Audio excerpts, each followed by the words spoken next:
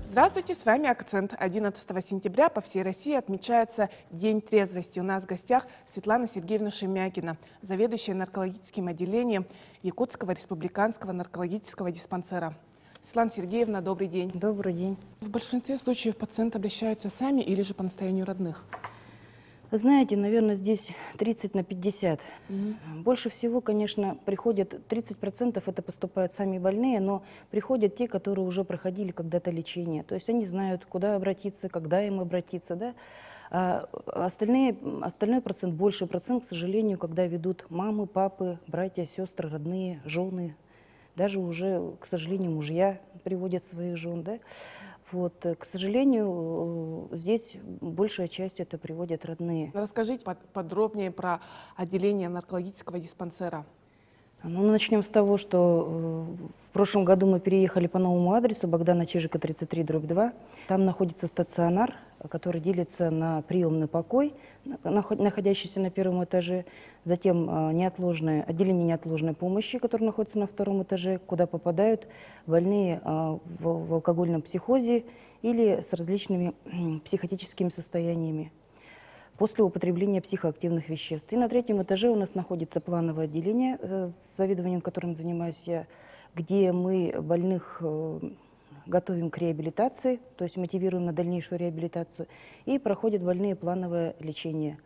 Также в дальнейшем, если человек не хочет идти на реабилитацию, которая находится в поселке Кангаласы, очень большой реабилитационный центр, то мы направляем больных на автодорожную 38, то есть в народе это бывшая Красная Якутия, да? Сейчас там находится поликлиника на втором этаже, на первом этаже медосвидетельствование, на втором этаже поликлиника, очень большая, которая разделяется на подростковую, где занимаются врачи подростками по профилактике и лечению, наблюдению подростков, и сама поликлиника для взрослых, где наблюдаются пациенты после прохождения полного курса лечения, ну или дезинтоксикационной терапии в течение того времени, которое указывает врач. Также там работает психотерапевт, социальный работник. То есть все услуги полностью оказывает поликлиника. Справки у нас находятся, вот вопросы задают по справкам, куда обращаться. Справки у нас находятся в поликлинике в 3-й, в 1-й, в 5-й, где сидят врачи и выдают различные справки на оружие, на шоферскую, на поступление и так далее. А вообще, как происходит лечение от алкоголизма? Наверняка это очень сложный процесс. Да, конечно, сразу скажу, что полностью излечение, как от любого хронического заболевания, потому что алкоголизм – это хроническое прогредиентное заболевание, полностью излечения, естественно, нет. Как обычно, человек поступает, если он поступает в интоксикации, то сначала снятие интоксикации – первый этап. Да, если без психоза. То есть именно в мое отделение, где происходит плановое лечение, снятие интоксикации. Также фактически с 1-го, 2-го, 3-го дня начинают работать психологи, которые мотивируют на дальнейший курс лечения, потому что чем больше человек проходит курсовое лечение, чем дольше, то, естественно, и ремиссия будет достаточно длительной. То есть некоторые считают, что они прошли, капельницу прокапали, в народе говоря, и все, сразу они поправились и пить не будут. Нет, конечно, нужно пройти именно второй этап, самый большой, это сенсибилизирующая или противоалкогольная терапия, которая включает в себя не только медикаментозную, а очень большую работу с психологом, психотерапевтом, соцработник тоже у нас работает в отделении. Но, естественно, большие беседы и лекции мы проводим в отделении с врачом-психиатром, наркологом. Далее мы мотивируем вот на 2 направления. Либо мы в Кангалас отправляем реабилитационный центр, где с ними тоже занимаются психологи. Очень длительный срок лечения, конечно. Особенно те, кто страдают употреблением наркотических веществ. Или направляем в поликлинику на дальнейшее лечение и обследование. Не просто ходить на отметку, вот я бы хотела отметить, да, а подходить именно на лечение, вопросы, нарушился сон, тяга появилась, раздражительность, тревожность. То есть эти все симптомы, которые ведут, какие-то суицидальные мысли, которые все ведут к употреблению какого-то психоактивного вещества, включая алкоголь. Вот давайте коснемся темы женского алкоголизма. Стало ли пьющих женщин больше?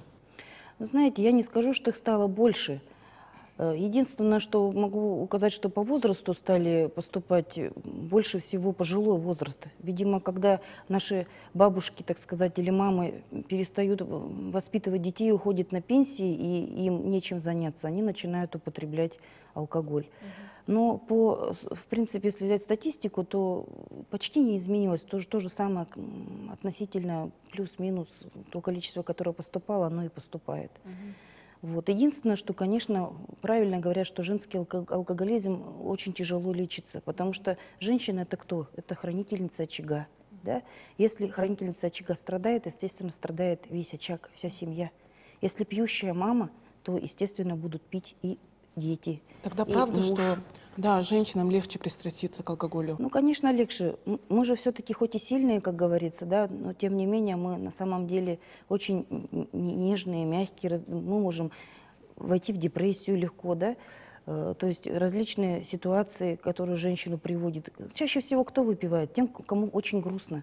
Не от веселья же в основном выпивают женщины, а тому, что дома быт надоедает, или там кто-то обидел, или с работы что-то получилось, или просто на самом деле нечем заняться. Естественно, женщина начинает потихоньку выпивать, причем с легких напитков, там, вино, пиво, и постепенно уже переходя на более крепкие напитки. Насчет излечения, конечно, я не скажу. В плане того, что излечение тяжелое у женщин, я считаю, то, что просто выход из этой ситуации.